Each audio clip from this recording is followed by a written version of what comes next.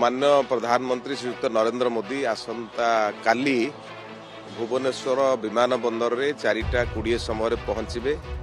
सेठी आमर नेतृमंडली स्वागत कर सारा पर एयरपोर्ट पाखे गोटे छोट फेलिसिटेशन सभा हम से जगार 4:30 रे पहुंचे।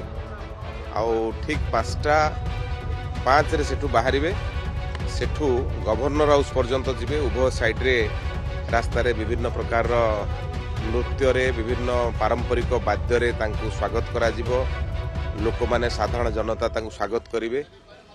तेणु सेठू जाइकरी पहुँचे आपणकर गवर्नर हाउस रे। आ पुणी गवर्नर हाउस रु आसिक राज्य कार्यालय रे 6:30 रे पहुँचे।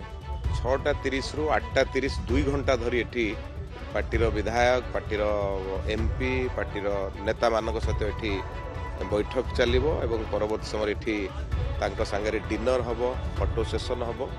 तापर पुणी 8:30 रे पार्टी ऑफिस छाड़िबे। एथिरे पार्टीर समस्त विधायक समस्त एमपी कोर कमिटी सदस्य समस्त एठी रहबे।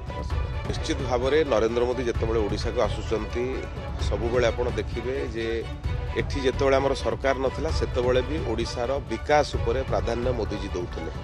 आज जितेबाला सरकार आसीची ओडिशा आहुरी किभଳି भाବରେ विकसित हो पार आउ कौन सुविधा ओडिशा को हो पार समस्त विषय नहीं चर्चा हम आलोचना हम। आमर जो जुगान्तकारी पदक्षेप आम ये नहीं धरा जो धानर मूल्य को आम 3100 टंका वृद्धि करे 800 टंका इनपुट सब्सिडी दौचे सुभद्रा योजना करे बाकी और बहुत गुड़े योजना आम आशा करूँ समस्त योजना उपरे निश्चित भाव में चर्चा आलोचना हम किभଳି भाव में आहुरी विकसित ओडिशा हम भारत सांगे ताल देकर चलिए समस्त विषय आम आशा करूँ किसी उन्नयनमूलक कार्य को लेकर चर्चा आलोचना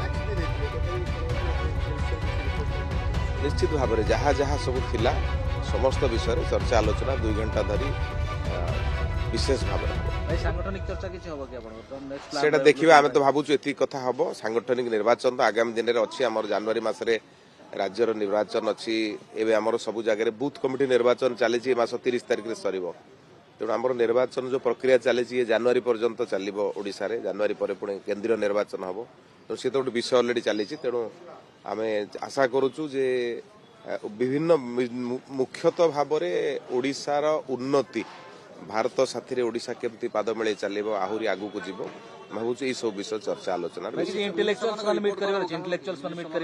नहीं से भली किसी ना यहाँ पूरा कम्प्लीटली पार्टीर बैठक अच्छी आ विभिन्न स्थान रे तांको विभिन्न लोक माने स्वागत करेंगे पार्टी ऑफिस स्वागत करेंगे जो फेलिसिटेशन हम सेठी स्वागत करेंगे एयरपोर्ट रे स्वागत करेंगे पाखापाखि आपणकर 6टी स्थान रे रिसीव सी उपरे पाखापाखि 150 लोक विभिन्न स्थान रे व्यक्तिगत भाव में स्वागत करेंगे। मु कहली आपन गोटे कथा जे सरकार एठी नथिला बेले भी ओडिशा को प्राधान्य दे जाउथला।